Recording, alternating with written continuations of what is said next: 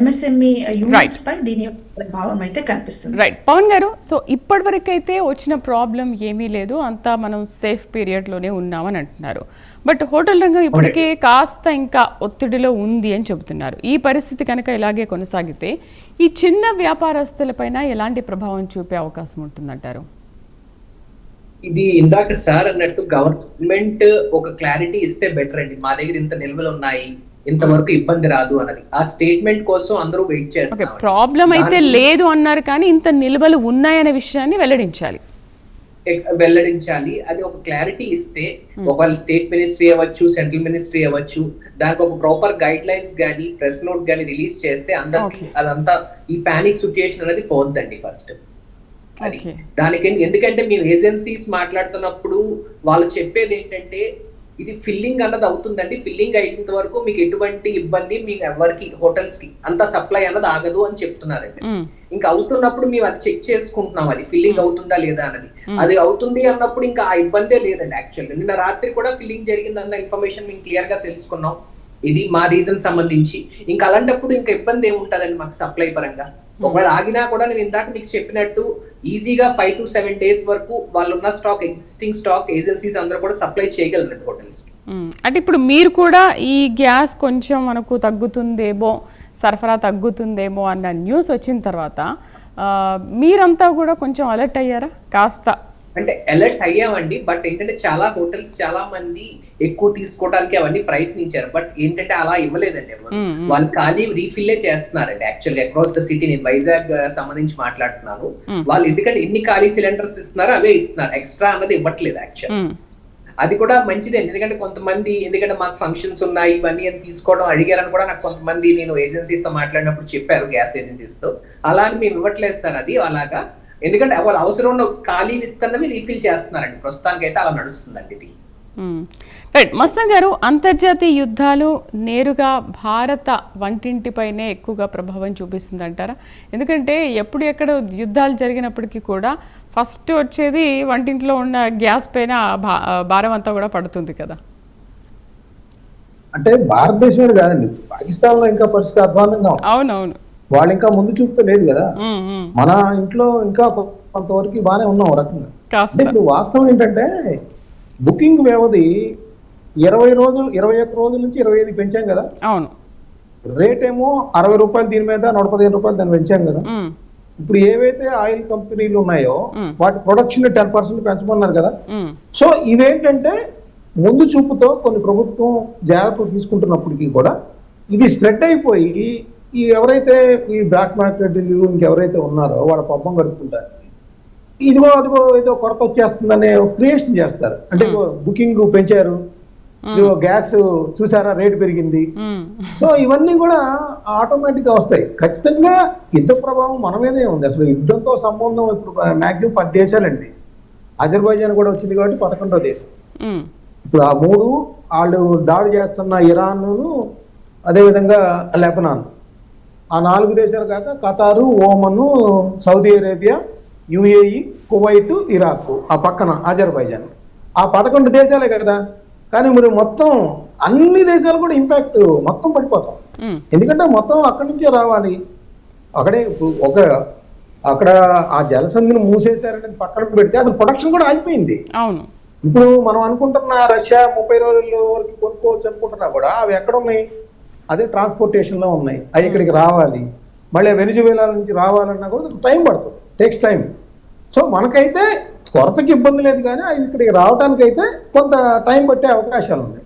So అప్పుడు కొంత కొరత ఏర్పడే అవకాశాలు ఉంటాయి, అప్పుడు కొంచెం మనం కొరత ఎదుర్కోవచ్చు ఖచ్చితంగా. అయితే ఏంటంటే అసలు మనం ప్రభుత్వం చెప్పినట్టు ఏంటంటే యుద్ధం ప్రారంభం ఇవాళ 8వ రోజు, 9వ రోజు మామూలుగా అక్కడ టైమింగ్స్ చూసుకుంటే ఇక్కడ 45 రోజుల పాటు ఉన్నాయి అన్నప్పుడు అసలు ఇప్పుడే ఇట్లాంటి కొరత అనే దాని మీద రూమర్స్ స్ప్రెడ్ అవుతున్నాయంటే ఏంటి అర్థం?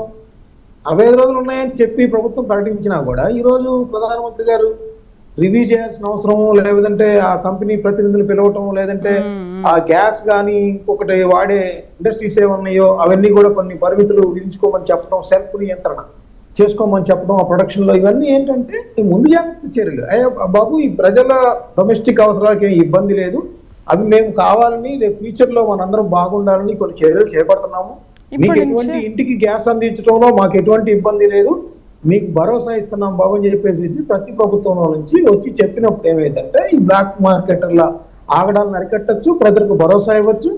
యుద్ధం వచ్చినా కూడా మన ప్రభుత్వాలు చాలా జాగ్రత్తగా వ్యవహరిస్తున్నాయి. పాకిస్తాన్ లో లాగా ఇంకో దేశంలో లాగా తీవ్రమైన కొరత సృష్టించే పరిస్థితులు లేవు అనేది కూడా మనకి తెలుస్తుంది. సో అలాంటి చర్యలు చేపట్టినప్పుడు ఏంటంటే ఖచ్చితంగా వీటిని యుద్ధం వచ్చినా కూడా భారతదేశం చాలా స్ట్రాంగ్ గా ఉంటుంది, దాన్ని ముందు జాగ్రత్త చర్యలు తీసుకుంటా ఉంది, ప్రజలకు ఎటువంటి ఇబ్బందులు లేకుండా చూస్తుంది అనేది ప్రభుత్వం మీద కూడా ఒక మంచి అభిప్రాయం కలుగుతుంది. రాధా గారు, ఇప్పుడు గ్యాస్ గురించి అయితే ఈ న్యూస్ బయటకు వచ్చింది. రాబోయే రోజుల్లో పెట్రోల్ డీజిల్ ధరలు కూడా పెరుగుతాయి ఏంటి? అవి కూడా పెరగడం వల్ల సాధారణ ప్రజల జీవన వ్యయం పైన ఎంత ప్రభావం పడుతుంది? సో అది కూడా పెరిగే అవకాశాలు ఉంటాయి కదా? ఒకవేళ వార్ కానీ ప్రొలాంగ్డ్ వార్ అంటే ప్రొలాంగ్డ్ వార్ కంటిన్యూస్ కాన్ఫ్లిక్ట్ కనుక అన్ఫార్చునేట్ సిచ్యువేషన్ లో జరిగే సమయంలో, అంటే ఇప్పుడు ప్రొలాంగ్ కాన్ఫ్లిక్ట్ అంటే ఇటు రష్యా అండ్ ఉక్రెయిన్ మనం చూస్తున్నాం. సో అది కంప్లీట్ గా యుద్ధం వైపు వెళ్ళరు, అలాగే కంప్లీట్ గా పీస్ కూడా లేదు, బట్ క్యాలిక్యులేటెడ్ అటాక్స్ చేస్తూ ఉన్నటువంటి పరిస్థితిలో, అలాగే స్ట్రెయిట్ ఆఫ్ హార్మజ్ కంప్లీట్ గా బ్లాక్ చేయకుండా సిస్టమాటిక్ గా రిలీజ్ చేస్తూ బ్లాక్ చేస్తూ ఇలా ప్రొలాంగ్డ్ వార్ కంటిన్యూ చేసే పరిస్థితిలో దీని impact undoubtedly petrol and diesel and gas prices పై పడుతుంది. So petrol, diesel and gases అంటే మన భారతదేశం వంటి దేశాలు largely we are depending on gas and petrol కానీ importation from other countries. So ఎంత హ్యూజ్ డిపెండెన్సీ ఉంటే మన మీద అంత ఎక్కువ ఇంపాక్ట్ ఉంటుంది. ఫర్ ఎగ్జాంపుల్ జపాన్ వంటి దేశాలు అయితే nearly 80% of their needs middle east పైన డిపెండ్ అయినటువంటి పరిస్థితుల్లో వాళ్ళపై చాలా ప్రభావం ఉంటుంది. అండ్ ఎస్పెషలీ ఇరాన్ కూడా nearly 65% of their needs indirect గా, అంటే ఫార్మల్ గా కాదు ఇన్ఫార్మల్ గా 65 to 70% వాళ్ళు ఇటు ఇరాన్ పైనే డిపెండ్ అయినటువంటి పరిస్థితి. సో ఇలాంటి దేశాలపై ఎక్కువ ప్రభావం ఉంటుంది. దాంతోపాటు international price of oil and gas పెరిగే పక్షంలో క్లియర్ గా అది అండ్ నార్మల్ లేమ్యాన్ మీద కూడా పడుతుంది. బికాస్ ట్రాన్స్పోర్టేషన్ సప్లై చైన్ మీద పడితే అది ఎవ్రీ ప్రొడక్ట్ పైన కూడా పడే అవకాశం ఉంది. కాబట్టి రెస్పాన్సిబుల్ యూసేజ్ మన అందరి పైన. మస్తాన్ గారు, 1 minute అసలు యుద్ధం ఆగుతుందా లేదా? నేను దానికి ఇందాక సమాధానం చెప్పాను. ట్రంప్ మధ్యలో ఏముంది అనేది మనం ఎవరు చెప్పలేము.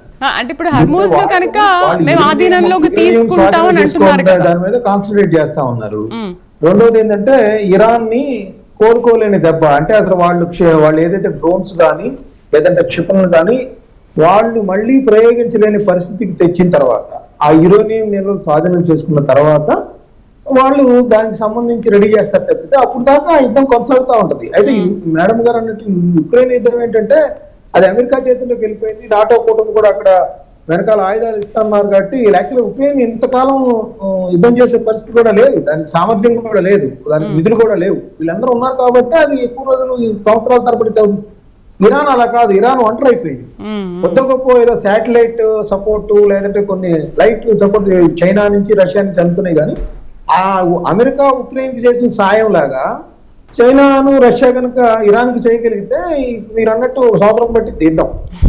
కానీ ఆ పరిస్థితి లేదు కాబట్టి మనం కొద్దిగా త్వరగానే యుద్ధం ముగించి, ఎందుకంటే ఆయన సామ్రాజ్యవాద కాంక్ష ఖచ్చితంగా ఇరాన్ ఏ విధంగా ఇరాక్ ఎలా దెబ్బతీశారో, వెనిజువేలాని ఎట్లయితే కిడ్నాప్ చేసి తీసుకెళ్లారో, ఇరాన్ సుప్రీం కమాండర్ కూడా చంపేశారు.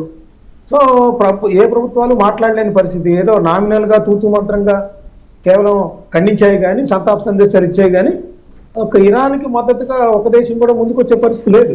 సో నాకు తెలిసి ఏంటంటే కొన్ని రోజుల్లోనే లేదా కొన్ని వారాల్లోనే యుద్ధం అయితే ముగిసే అవకాశాలు అయితే ఉన్నాయి. రైట్ అండి. చర్చలో పాల్గొనేందుకు మస్తాన్ గారికి, అలాగే పవన్ గారికి, రాధా గారికి థ్యాంక్ యూ అండి. సో ప్రధాని మోదీ అధ్యక్షునైతే సమావేశం